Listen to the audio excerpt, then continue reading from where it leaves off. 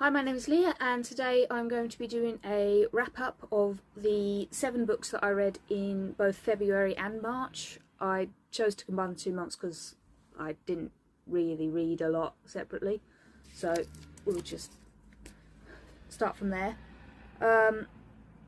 Didn't have very good 2 months reading. I don't think I rated anything higher than a 3.5, and at the lowest 2, I got 2 stars, 3 3 stars, and 2 3.5. So not very good. And I did not finish 5 books. I started and did not finish 5 whole books, which I will start with those. The only one of those books that I physically own that I didn't finish was Rivers of London by Ben Aaronovitch. This is about a police constable who can see ghosts, and he sort of uses that to solve a crime, and I think there's something more going on there as well. I think there's some kind of conspiracy, maybe. I'm not sure. I made it about that far, maybe. And the reason for that, though, is because I was audiobooking it, and the loan ran out, and I think I was unable to renew it. I think somebody else had it on hold, so I wasn't able to finish it. And upon not being able to finish it, I found out that I wasn't actually all that bothered with figuring out what happened. So my library's got a copy of this, so I might give it another go another day. But as of right now, I think my best friend expressed an interest in this, so I'm going to let her have it. So yeah, that's the only one that I didn't finish that I physically own. Others that I did not finish include oh, why is it upside down? Is it upside down? Princess Mummy by Giti Tamar. I think it's supposed to be upside down. The other writing is upright at the top, so but I'm going to hold it upside down anyway.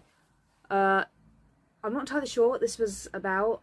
It was a free Kindle book, so I just downloaded it because it was nice and short. But I think something happened. There's some kind of supernatural occurrence surrounding the mother. I think the mum like died prior or something, and there's some kind of supernatural occurrence going on. But I think it's told entirely from the perspective of the 4-year-old daughter, who doesn't really understand. But the problem with that is I didn't understand what was going on either, and the kids have got little butterfly brains. Their thoughts are all over the place, which in theory could be done well, but I was just lost the entire time, and I didn't care to find out. Plus, I think it was supposed to be told solely from her perspective, but it kept randomly switching to other characters' perspectives without warning, so I didn't always know who I was following. So I was just basically confused the entire time, and I didn't care to find out by the end of it. So that I chose not to continue that. What else? What's next? The Library at Hellbore by Cassandra Khaw, I believe it's pronounced. Yeah, this was about, I think it's supposed to be a dark academia horror about this school that's sort of like, I think it's like evil Charles Xavier's school, where these kids are all like the antichrists of the world, which shoving them all in the same place seems kind of redundant, but whatever. But basically, I don't even know if it was on a special occasion or if it was just one day, but all the teachers turn cannibalistic and try to eat the students. I really didn't care at all. None of the characters, I don't need a character to be likeable, but they need to be interesting, and the characters were both unlikable and uninteresting. I just did not care for any of them, and there was a sort of just a part of them being not very, because they're all antichrists, they're not very good people. There's this blanket apathy for the entire thing, but if my characters are apathetic about what's going on, I'm going to be too. So I was just bored reading it. I was so bored. So it was kind of all over the place. I was just like, okay, there's this really high stakes thing going on, and we're just sitting around chatting and just like talking about your personal relationship issues. I'm just like, shut up and get on with the monsters. So I made the decision not to continue that. There were about 12 people who also had it on hold on Libby, so I hope they enjoyed it more than I did. Strange Beasts, this was my library pick of February, and I could not get into it at all. This was the story of a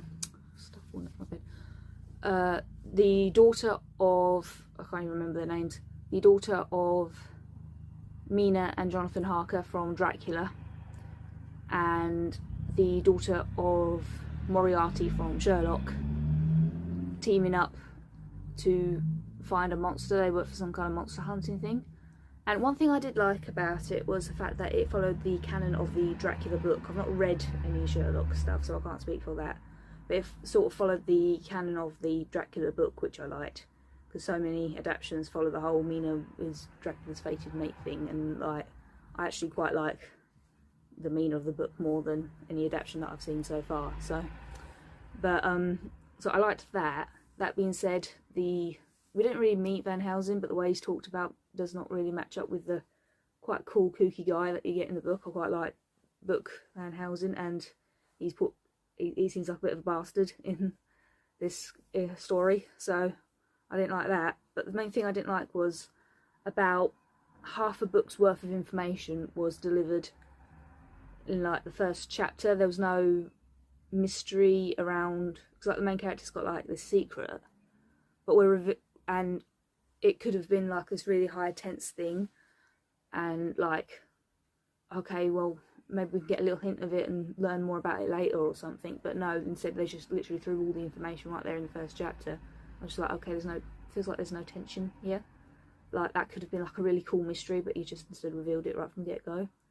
And it was just telling me everything. It was very tell, don't show, and I couldn't get into it really. So that, I probably would have really been obsessed with this as a teenager, to be fair. I think had I read this at a younger age, I probably would have liked it more, but otherwise, no. I just couldn't get into it. Maybe I'll give it another go another day, but as of right now, I am not interested. And the last one that I did not finish was Angel Down by Daniel Kraus, I think it's pronounced. And this is one, like Rivers of London, that I might consider giving a second shot another day. At the time, I just could not get into it, because this is the story. It takes place in World War I want to say. And already that kind of ifs me, because with the exception of Warhorse, I don't think I've ever liked a story. Other than Warhorse, I don't think I've ever liked a book that takes place in the World Wars. It's not a setting that I enjoy. So that was a mark against it. But it's basically about a group of soldiers who are sent into no man's land, supposedly to rescue a comrade, I think it was. But in actuality, what they are looking for is a fallen angel. And I think they're all trying to like use it to their own advantage, try and figure out how to benefit themselves from this angel. I wouldn't know, because I didn't even get to the bit where the angel is introduced, because interesting idea, and I'm intrigued by the idea, which is why I might come back to it. But this book is entirely one long sentence. There is not a full stop or a break or anything. It's all just one long continuous sentence throughout the whole thing, through all the chapters. It's very stream of consciousness taken to the extreme, and I do find that really interesting. But at the time that I was reading it, I was not in the headspace at all. I had a uni assignment due, and I struggle with war books and so forth. So, but I'm willing to try to give this a second go. But that is the 5 books that I did not finish this month. So we'll move on to the ones that I did. I read, as I said, I read 7 books. The first one was yet another free Kindle ebook that I found. I think it's like 21 pages. It's called Sleepwalking by Peter Steed. And I love the cover. Okay, we'll give this. I love the cover. Unfortunately, that is the only thing that I loved about it. I gave it 2 stars, but upon reflection, I might give it 1, simply because I honestly don't remember much about it. I know it's about two guys. I can't remember if they were flatmates or boyfriends, but they're living together. One of them sleepwalks, and there's some spooky birds. But I think this was supposed to be very stream of consciousness, but I think it's like the unconscious mind or something, and I honestly could not tell you what happened in it. But honestly, that is partly due to the fact that I have a memory like a sieve, and also the fact that I was thinking that the entire time I was reading it, I was sitting there going, what is going on here? I have no clue what's going on. So that, upon reflection, said that was 2 stars. Upon reflection, I think that's probably a 1 star, because it was just, what? So, there's that. Let's see. Next up, I gave 2 stars. The picture advertises it as the next Hunger Games. Wish. That is Wool by Hugh Howey, and I say sorry to my best friend because I picked this up on her recommendation because she liked it. But this was the story of, there's this civilization, I think it's a post-apocalyptic dystopian story, where they all live in this underground silo because the air is toxic above or something. And honestly, I kind of zoned out when they were explaining it because, again, I was a bit bored. But my loan, I only managed to get 21 day loan, and I kind of had to speed run the end of it, I won't lie. So I might have missed some information that was revealed at the end, but I found this really boring. But yeah, they're all living in this silo, and the guy who's in charge of the police has died recently. So the mayor elects our main character, whose name I don't remember, and to take his place. And the first thing that she has to investigate is another murder by the I think it was it the mayor? Again, I zoned out a little bit at the end, and I honestly don't remember much of it. Again, another reason it's 2 star. I think it was an interesting premise, which is why I gave it 2 stars, and I liked the beginning, the way it was all set up, and like the sort of establishment of the setting I did find interesting, and I found the initial premise very interesting. But the more I got through it, the more times I kept zoning out because it felt like nothing was happening. It was one of those books where lots of things are technically happening, but the way they're described just feels like there's no urgency behind it. And I just, maybe if I was physically reading it, I don't know if my best friend's got a physical copy, I might ask if I can borrow it someday, if she does. But the audiobook was just so dry that I kept zoning out while reading it. I had to keep going back to re-listen to bits, and even after listening to it twice, I still was like, I can't focus on this very well. I did ultimately finish it, and I think it's the first part of the series that I have absolutely no interest in following. But I gave it 2 stars. I did think it had some redeeming qualities, but overall I'm not impressed. Sorry, best friend. I know you're probably watching this. Number 5, which I gave 3 stars, was Bad Water, a horror story by Travis Liebert, I think his name's pronounced. Again, this is a little short story. It's about this weird bog thing.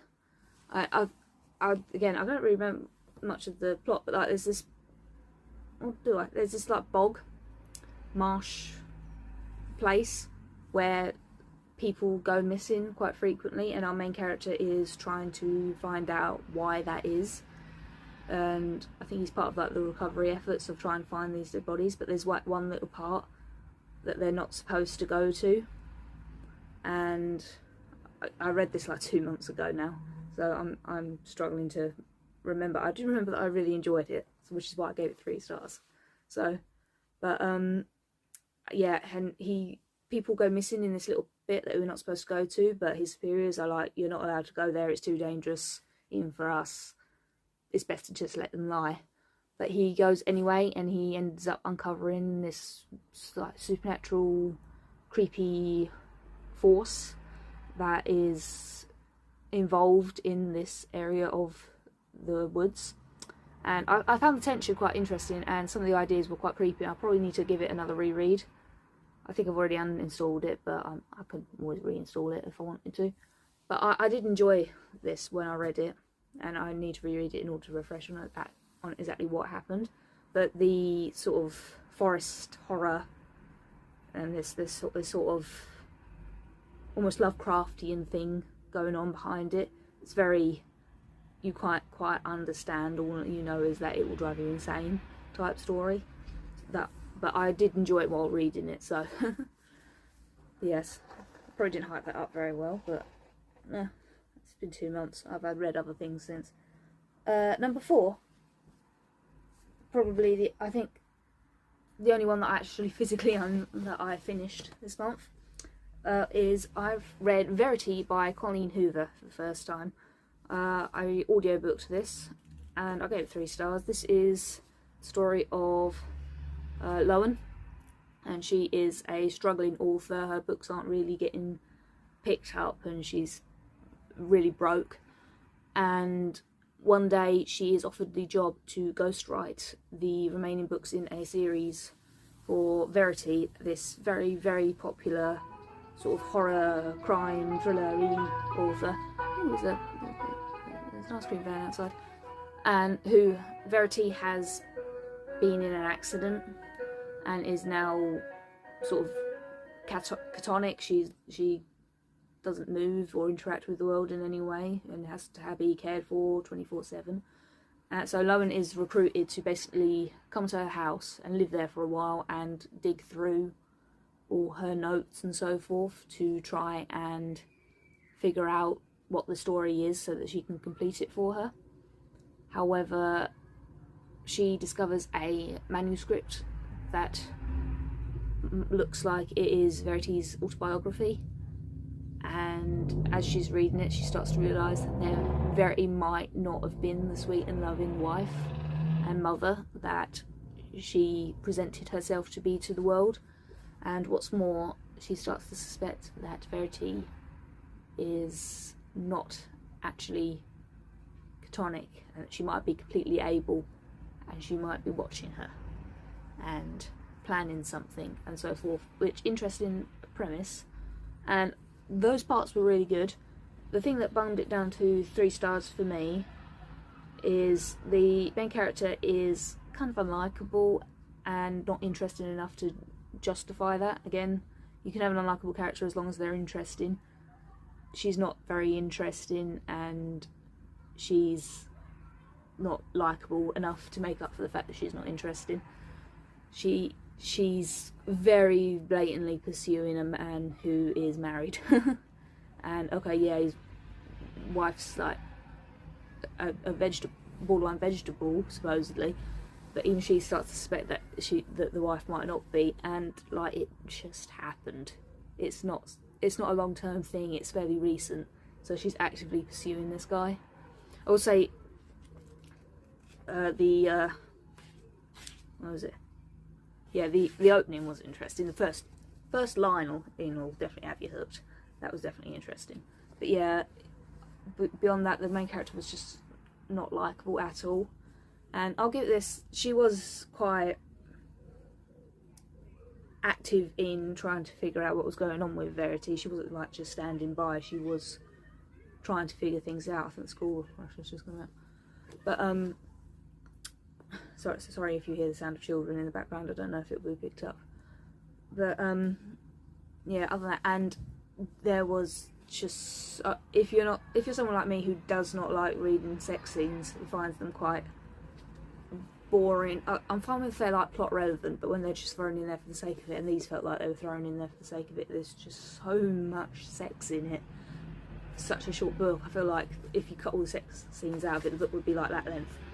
So yeah, yeah, it wasn't a bad book. I was interested while I was reading it. I don't think I will reread it.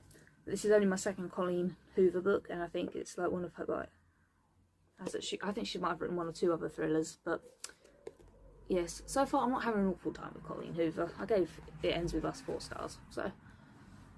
But yeah, I don't think I'll reread it again. Number 3. Sorry, cut out. Number 3, I've got Half His Age by Jennette McCurdy. I gave this 3 stars. This is the story of a 17-year-old girl named Waldo, and she develops an attraction to her creative writing teacher, Mr. Corgi, who is twice as old as she is, and begins to pursue him and enters an affair with him. And it's basically the story of their relationship and her mindset behind it all. Again, this is lots of reading about unlikable characters. Waldo is not a very likeable character, but at least she's interesting enough to kind of justify it. Plus, I don't think she's written to be likeable. I think we're supposed to condemn a lot of her behaviour.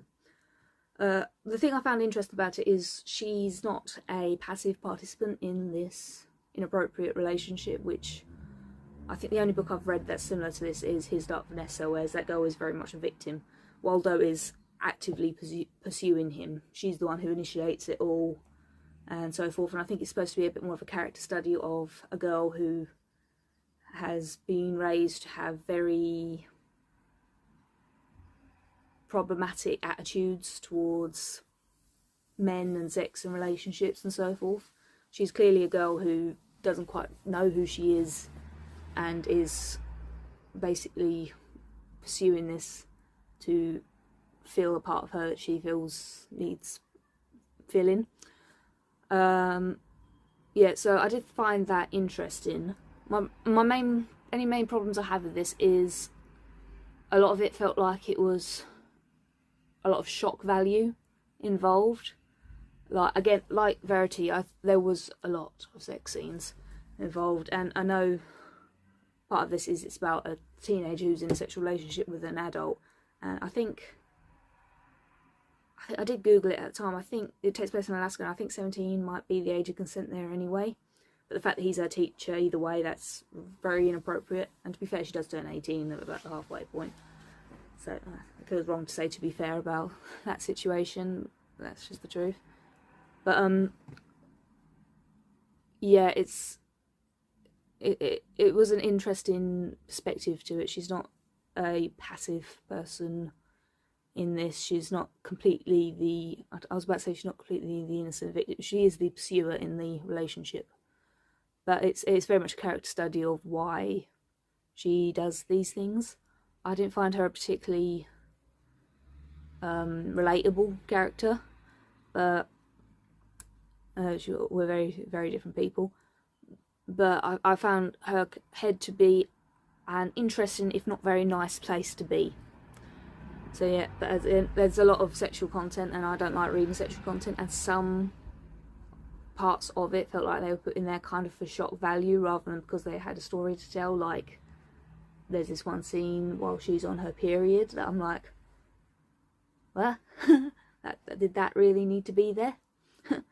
But otherwise, I still think it was a very good book. I don't think it's something I'll ever reread, but I'm not put off by reading Jennette McCurdy's stuff in the future. And she is a very talented writer, even if I didn't necessarily connect with this character and felt like some of those like shock value things kind of felt a bit out of left field. I'm not put off by reading more from her, and I still really loved her memoir. So I'm not going to read it again, but I will not put anyone off reading it themselves. I still recommend it as a good book. So look up the trigger warnings before you do, because it goes into some very serious topics. But otherwise, it was overall a good book. Number 1 and 2, I sort of struggle to decide exactly what to put where, because I gave them both 3.5. For number 2, I'm going to go for Pretty Girls by Karen Slaughter. Objectively, of the two, this one is the better one, but enjoyment wise, I think I enjoyed the other one more. But should have brought a drink up with me. But this is the story of two sisters, Claire and Lydia, and basically when they were kids, their older sister Julia went missing, and now I think it was like 20 years later, another girl has gone missing from the local area, and there is a lot of similarities between this girl's case and Julia's case, and they are sort of brought together after the death of Claire's husband, and I don't know if that's a spoiler. It's the first chapter. The first chapter stuff is not a spoiler. It's the first chapter. But they're brought together by the death of Claire's husband, and while together they slowly start to piece together that this man may not have been who he seems, and he was probably involved in some things, and he might know more than he's letting on. And again, this is another trigger warning thing, because there's a lot of talk about the assault that a lot of girls face, and the dark sides of the internet, some of the stuff that is on the internet. It's a very dark book, and it goes into detail on the things that are happening to girls in these videos that are on the internet, and the corruption of higher-ups who are supposed to be investigating this, and so on and so forth. So it's a very dark book, and objectively it is a very good book. Again, I'm probably not ever going to reread it. I'm not a thriller reader, really, once I know, but that's less because I don't enjoy the story that I'm reading. It's more, okay, I know what happened now, I don't need to ever reread it again.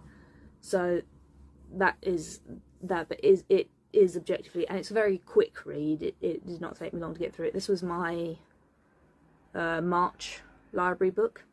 I had to request it from way out of town, to the point where they had it was set up such a different system that I had to have it manually checked out, because for some reason nowhere sells this in my local area. I've looked everywhere in my local area because I wanted to read it, and nowhere sold it. So £2 for a Zoe book from the library, Jesus. But yeah, objectively this was a really good book. Very, very dark, and it was interesting. I was interested in knowing what was happening.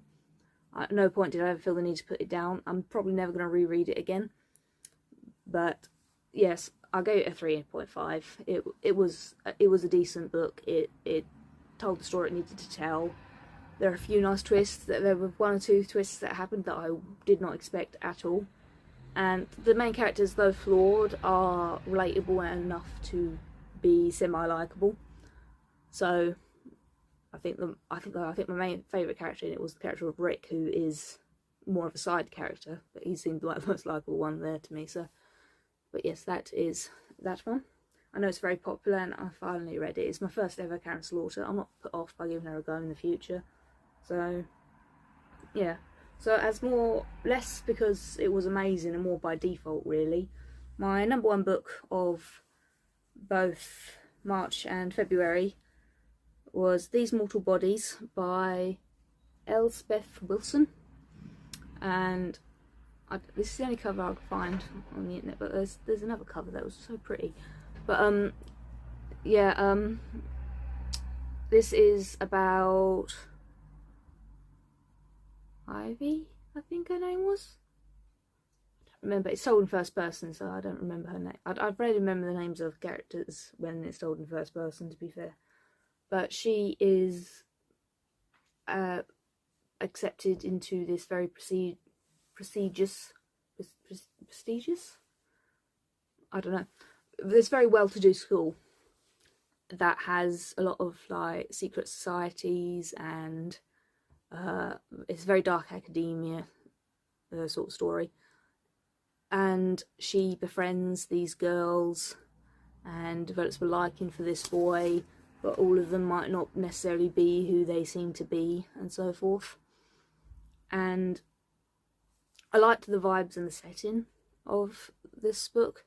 I'm still testing to see whether I like dark academia, but I think I'm liking it more than I'm not. I've read one or two that I weren't keen on, but I liked this story. I liked the vibes. It makes me want to go to some old mansion turned university in the middle of the woods where everything's by candlelight and it smells like old books, and I get to wear like sweater vests and I don't know, Doc Martens and drink tea in little bookshops and so forth, or go for walks by the canal. It made me want to do that. Again, the main character, not the most likeable, but she was interesting enough that that didn't bother me.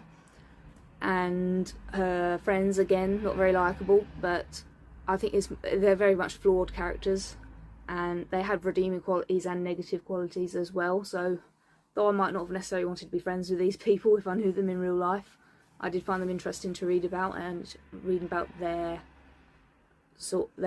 friendship was fun. There was this sort of, as well, again, the reason it's bumped down from a 4 or maybe even a 5 is it's advertised as a horror, and you can sort of see the seeds of that.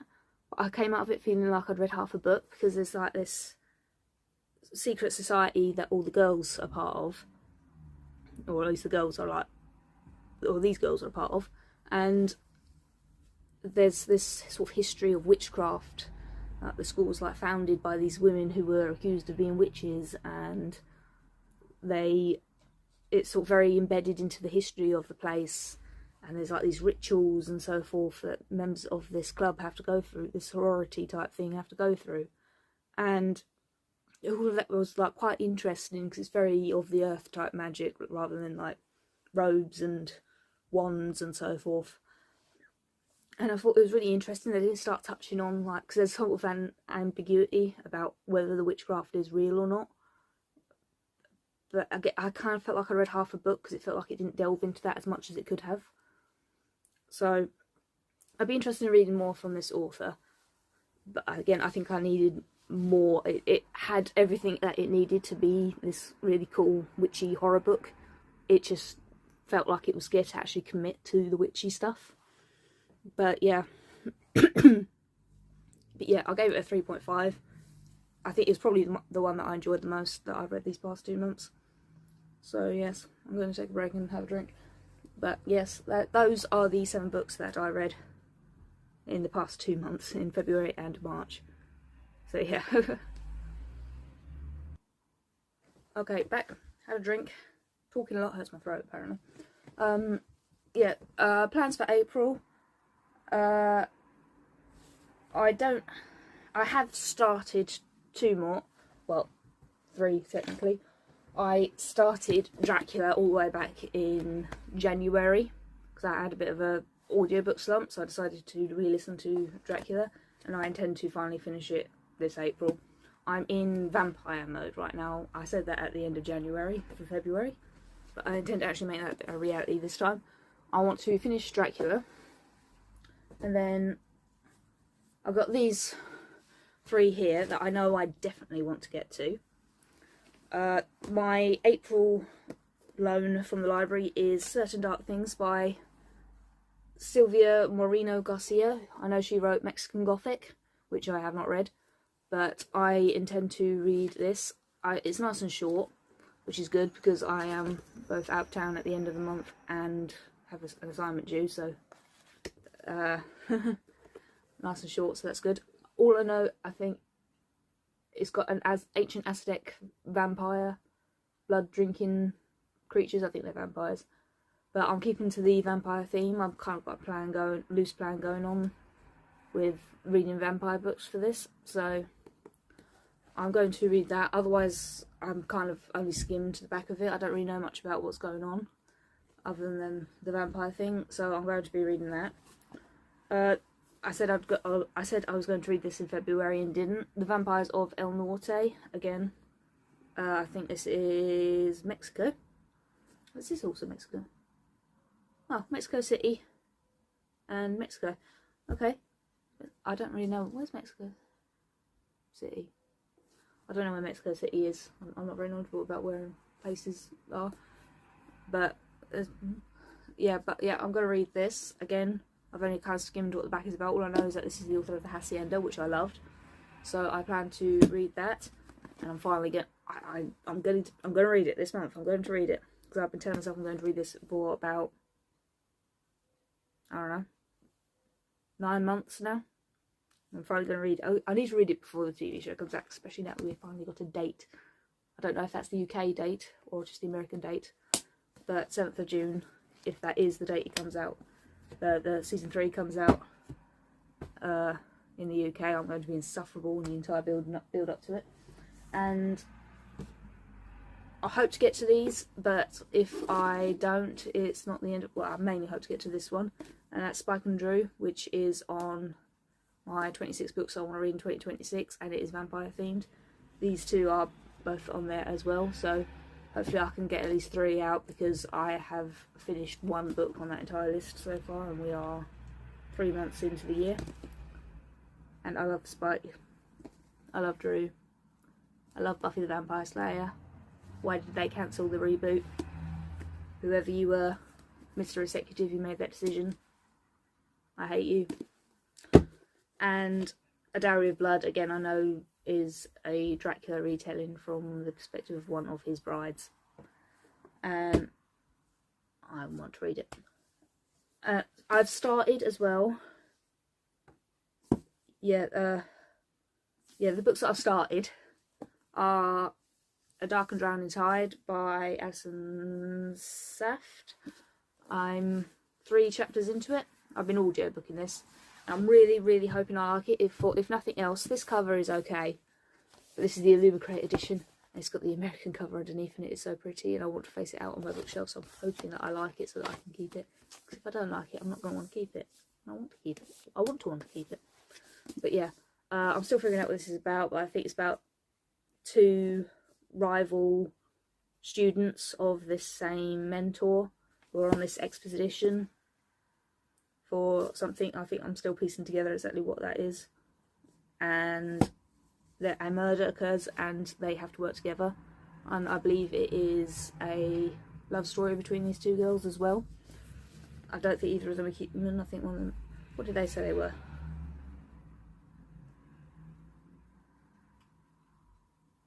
They said neither of them are human. I can't remember exactly what they said they were. I'll probably need to go back and re-listen to those first 3 chapters. But I'm enjoying it so far. So I'll read that.